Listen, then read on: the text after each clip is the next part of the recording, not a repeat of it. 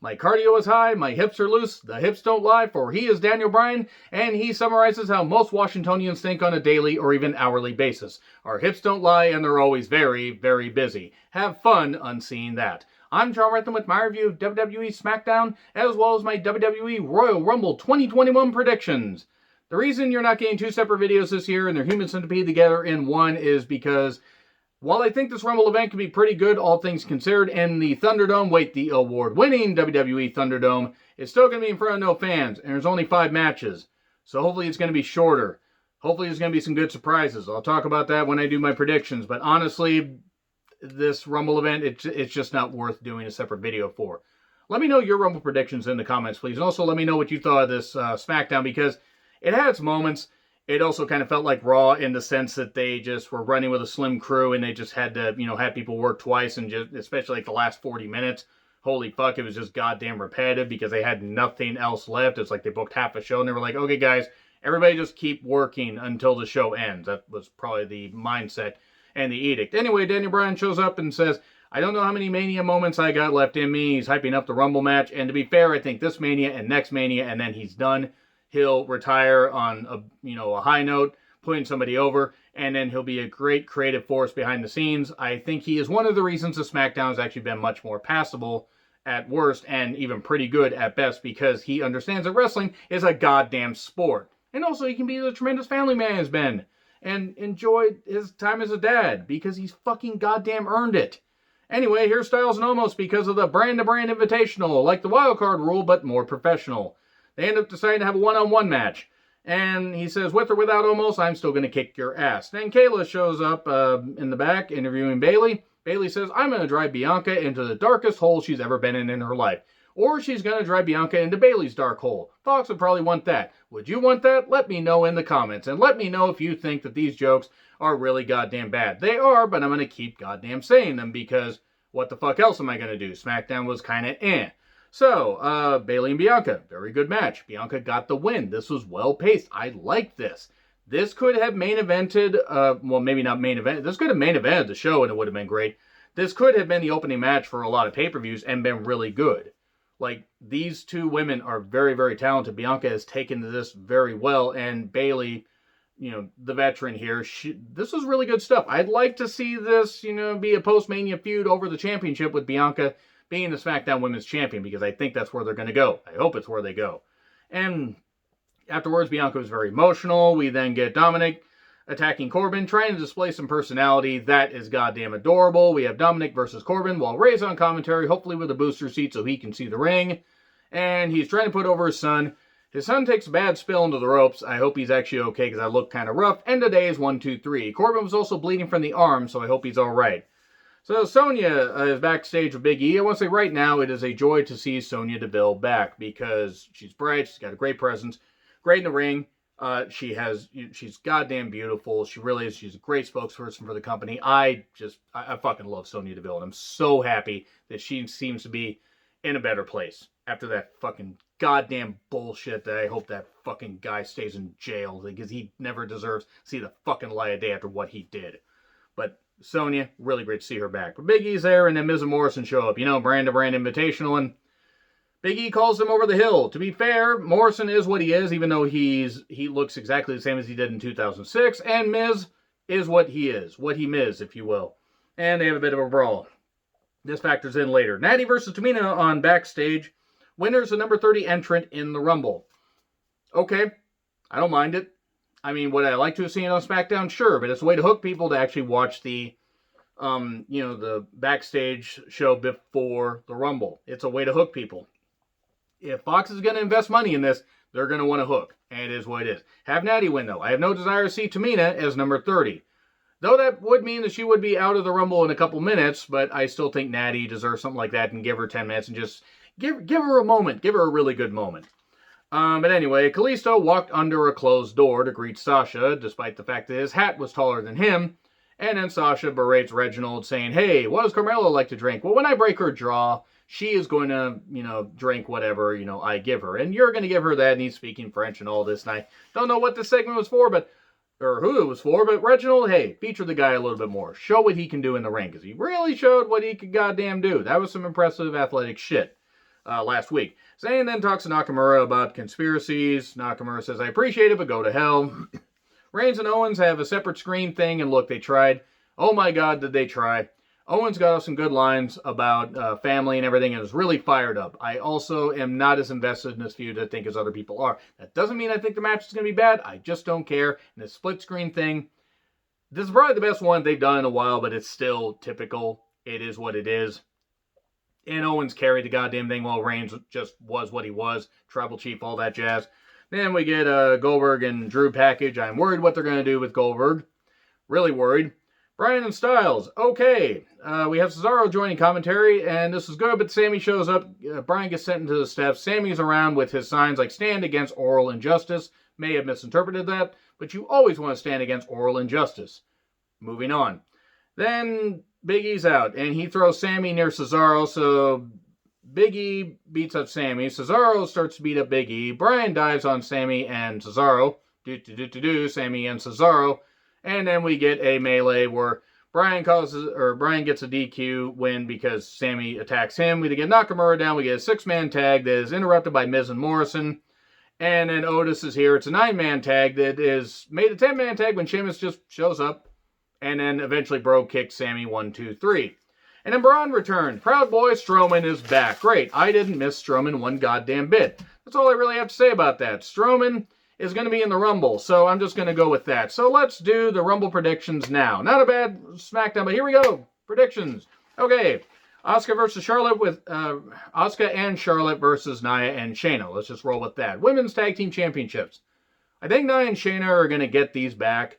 I don't know how they're going to do it, but I think they're going to find a fluke way to do it because maybe they have Alexa scare Asuka and then she gets pinned, or Charlotte suddenly shockingly gets pinned when Asuka abandons her because she's scared by Alexa, and then Charlotte tries to have a dominant run in the Rumble. But I think they're going to have Nia and Shayna win, and then I think that Nia and Shayna are going to drop into the Riot Squad at some point. Just give the Riot Squad the Tag Team Championships, for the love of God.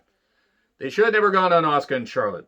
I love Asuka. Charlotte should not be holding any more goddamn gold in 2021. I don't care how good she is. I'm fucking sick of Charlotte. Anyway, Roman Reigns versus Kevin Owens, Universal Championship, last man standing match. Apollo Crews will interfere, and then we will have that feud between him and Owens, because Roman Reigns is going to retain. There's no way that Owens is going to win. No goddamn way. And then you send Owens in another direction, and then maybe you have Owens win the Universal Championship from Daniel Bryan if Daniel Bryan wins the Rumble and then faces Roman Reigns. But you have to do something to get Owens away and give him a reason not to go back after Roman. And yes, it would be more dirty tactic stuff from Roman, but at least it would make sense. And it would give Apollo Crews something to do. By God, he needs something to do if they're going to pull the trigger on this freaking, heel turn. Drew McIntyre versus Goldberg for the WWE Championship. I am worried that Goldberg is going to win, and it's going to not help Drew McIntyre at all.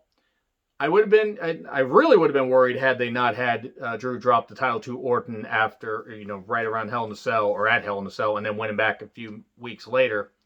I'm a little bit worried because they keep hammering the fact that Goldberg has never won the WWE Championship.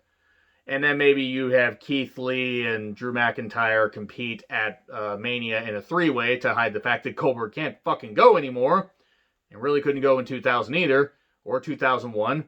Because I've been watching WCW 2000, 2001, and he was fucking wiped out. Arm injury aside, because he decided to put his arm through a goddamn limousine window in December of 99. Because he's a tough guy, but he's just not very smart. I think Goldberg's going to win. I hope he doesn't.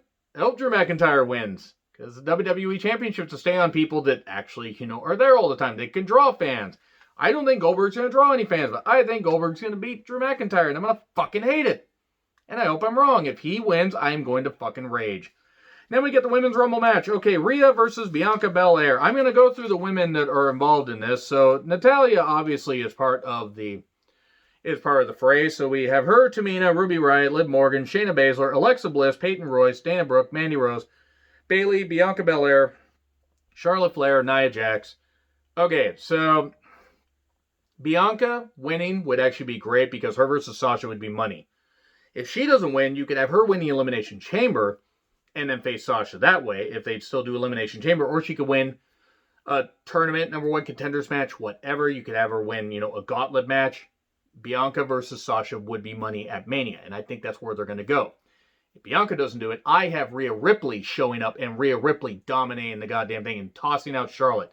And then you can have Rhea say, well, hey, you won because I think Charlotte's going to win the championship from Asuka, but then Rhea could say, oh, well, you did that. You were the champion, but I eliminated you from the Rumble. You owe me a rematch. I never got my one-on-one rematch for the NXT Women's Championship, so now I've come to your ground to step up and beat you at Mania. Like Rhea should have beaten Charlotte at Mania 36 last year, but no, we can't have that.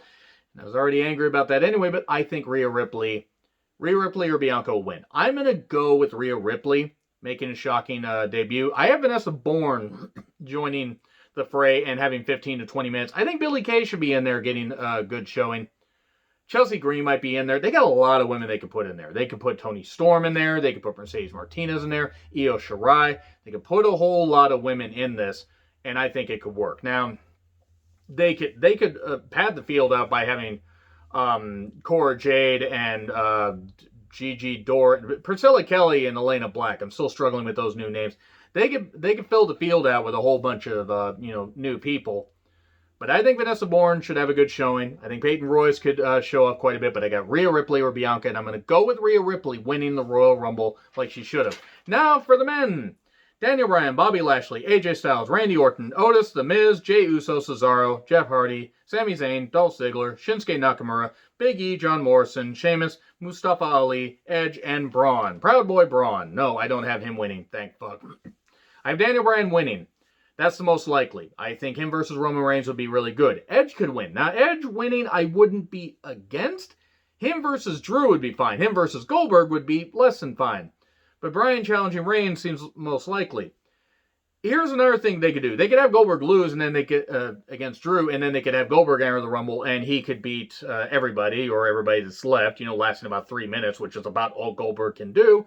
And then he could challenge Roman Reigns, and then we could just have everything fucked up because Roman Reigns versus Goldberg was a match we shouldn't have seen last year, and we didn't have to see, and we may get it this year. I really don't want to see it, but I'm fearful. I'm fearful we might. The bonkers prediction is that Alexa Bliss suddenly pulls a Nia Jax and joins the Rumble, and then gets possessed by The Fiend and throws everybody out. And then we have The Fiend winning the Rumble, and then we have The Fiend versus Drew McIntyre, which would be terrible. Or The Fiend goes and faces Roman Reigns, or what? I don't know what the fuck they're gonna do, honestly. I got Daniel Bryan winning.